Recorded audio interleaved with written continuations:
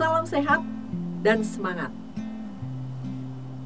Ada seorang karyawan yang selama 8 tahun ditempatkan di bagian administrasi. Pernah satu waktu orang ini ditawari untuk pindah ke bagian lain, ke bagian sales yang saat itu sedang membutuhkan orang. Tapi dia tidak mau. Orang lain menawarkan ke dia, bahkan atasan dari bagian sales pun menawarkan ke dia, karena dia melihat orang ini komunikasinya bagus. Tapi orang ini tetap gak mau. Alasannya, saya gak bisa kalau disuruh jualan. Akhirnya ia tetap di bagian administrasi. Sampai satu waktu perusahaan melakukan perubahan besar-besaran. Bagian administrasi dipangkas, dan sebaliknya bagian sales ditambah orang. Orang tersebut diberikan pilihan, putus hubungan kerja atau pindah ke bagian sales. Akhirnya terpaksalah ia pindah ke bagian sales. Berjalan 6 bulan, pada akhirnya ia bisa dan ternyata mampu mencapai target yang ditetapkan. Banyak orang ketika ditantang untuk melakukan sesuatu menilai bahwa dirinya tidak mampu. Sepertinya tidak mungkin saya bisa. Kemampuan saya ya sampai di sini saja. Ini saja sudah saya lakukan dengan kerja keras, sudah optimal. Tapi apakah betul yang dia lakukan sudah optimal? Banyak ahli mengatakan bahwa sesungguhnya manusia itu baru menggunakan sangat sedikit potensi yang ada di dalam dirinya. Masih banyak harta terpendam dalam diri manusia yang belum digunakan. Disinilah perlunya orang untuk melakukan pemberdayaan diri. Apa itu pemberdayaan diri atau self-empowerment?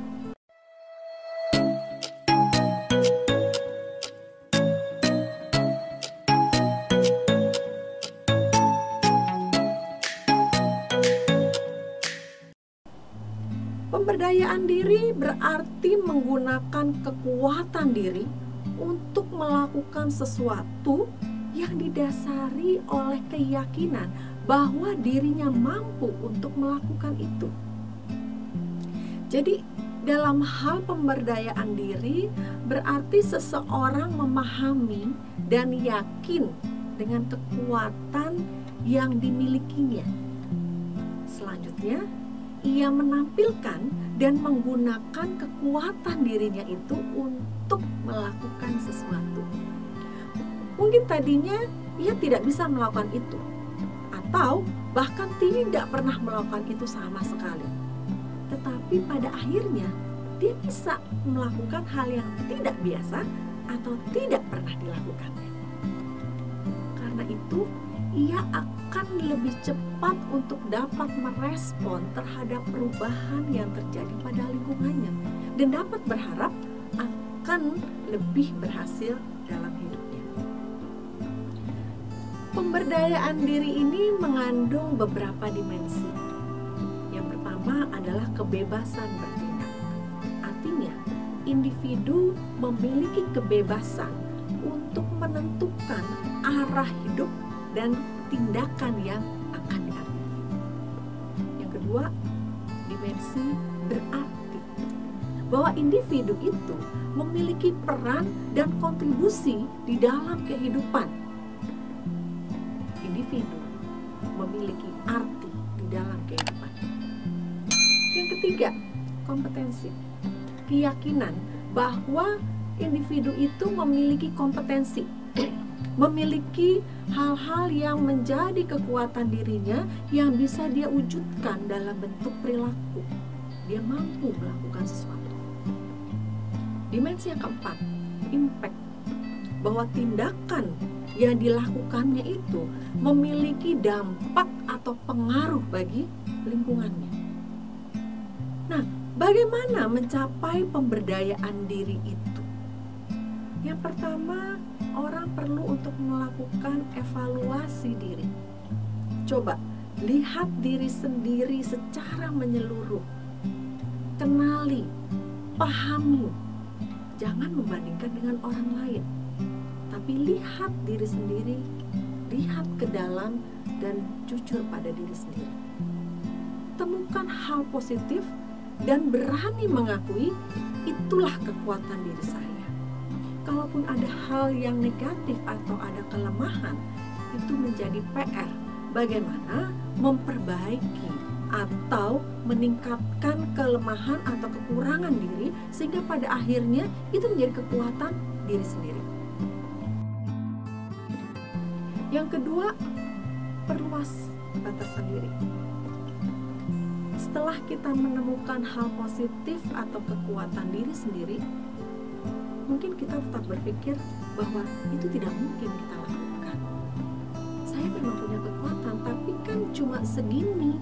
Tidak mungkin bisa masuk untuk melakukan ini, mengerjakan itu. Kita harus perluas batasan diri kita. Kalaupun ada kelemahan atau kekuatan diri, tapi kok kuatnya masih minim, kita coba untuk mencari cara untuk mengatasi atau lebih meningkatkan lagi, sehingga kekuatan diri kita yakin bisa untuk digunakan atau bisa untuk diwujudkan. Yang ketiga, komunikasi positif.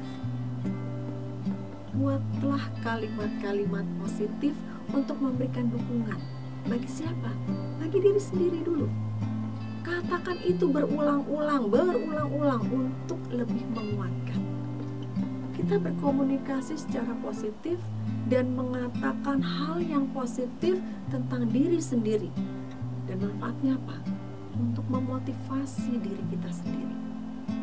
Yang keempat, dukungan lingkungan. Cari dan masuki lingkungan yang dapat mendukung kita.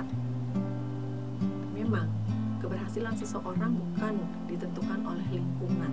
Yang jauh lebih menentukan adalah diri kita sendiri. Tetapi kita juga butuh lingkungan positif untuk mensupport, mendukung kita, dan untuk lebih meyakinkan diri kita. Jangan masuk ke dalam lingkungan yang justru akan melemahkan atau membuat kita berhenti menghargai diri kita sendiri. Cari lingkungan yang positif.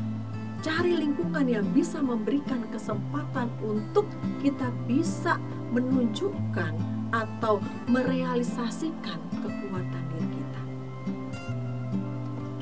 Pemberdayaan diri ini memang harus dilatih terus-menerus.